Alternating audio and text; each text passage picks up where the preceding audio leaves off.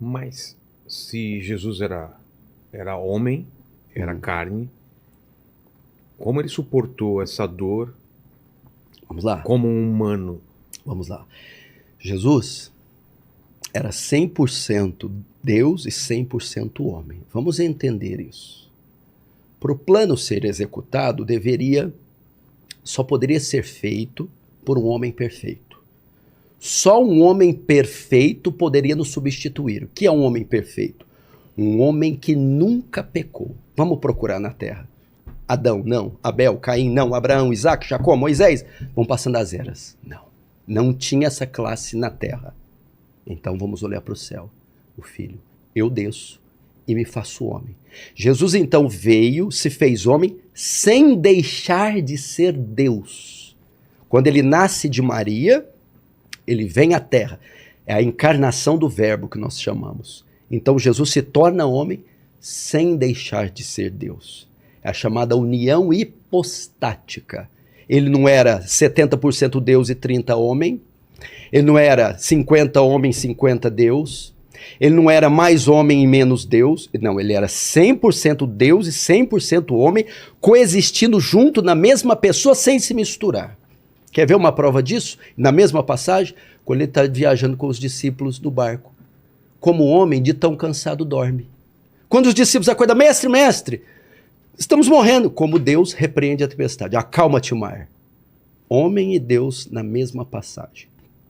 E por que tinha que ser homem e Deus? Só um homem perfeito podia nos substituir. Hebreus diz que Jesus foi em tudo tentado, a nossa semelhança. Imagina você, Vilela, quantas vezes e por quais coisas você já foi tentado desde que você nasceu. Pense em todas. Jesus também sentiu o mesmo desejo, a mesma tentação. Mas não pecou. Então, um homem perfeito. Só um homem não suportaria pagar pela penalidade e sobreviver a ela. Se ele fosse só homem, ele não suportaria. Por quê? Deixa eu te fazer uma pergunta. Quem foi que executou Jesus na cruz? Pilatos? Herodes?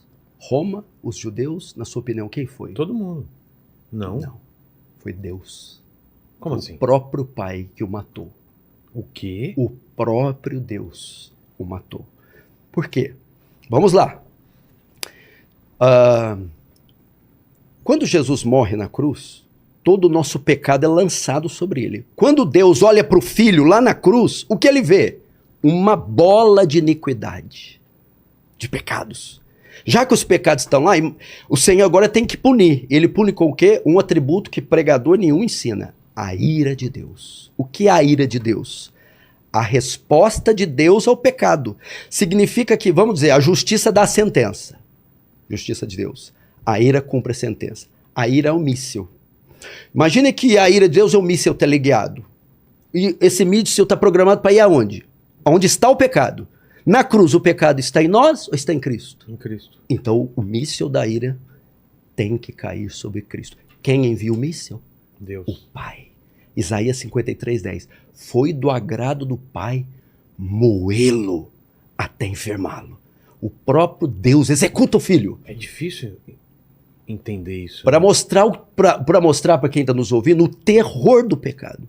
Deus odeia tanto o pecado, mas tanto, que nem o próprio Filho poupou. Por quê? Por causa da sua santidade. Outro atributo. Abacuque 1,13 diz, Deus diz, o profeta diz, tu é tão puro de olhos que não pode contemplar o mal. Quantos pecados bastaram para Adão e Eva cometer para ser banido do paraíso pro resto da vida? 10? 5? 1.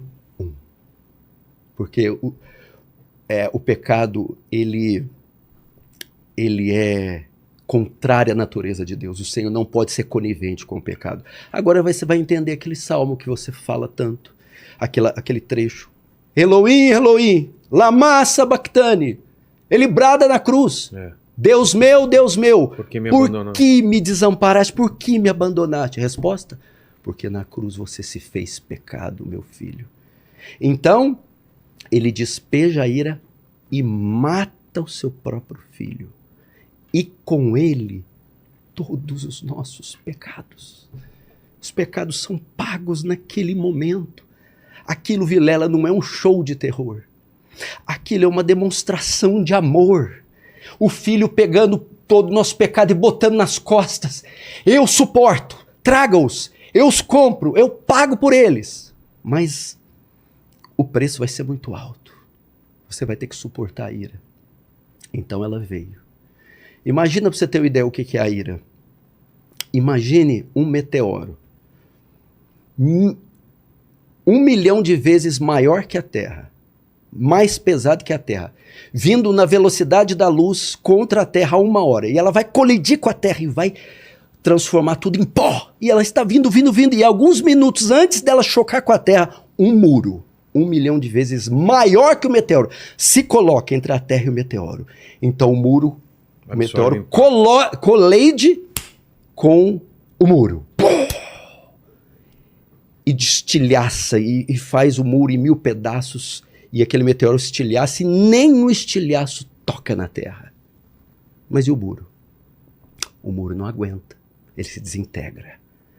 A ira de Deus era esse meteoro que estava vindo sobre o homem para esmagá-lo e puni-lo pelos seus pecados e vindo 1 bilhão de vezes maior. E quando ia colidir conosco, o Senhor Jesus se coloca entre nós e o meteoro abre um braço para a esquerda e a direita e diz: está consumado, em tuas mãos entrego o meu espírito.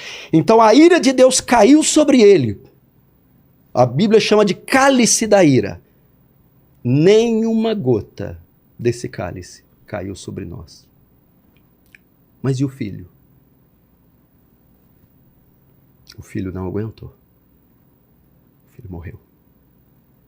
Jesus morreu. Jesus deu a sua vida. A única maneira.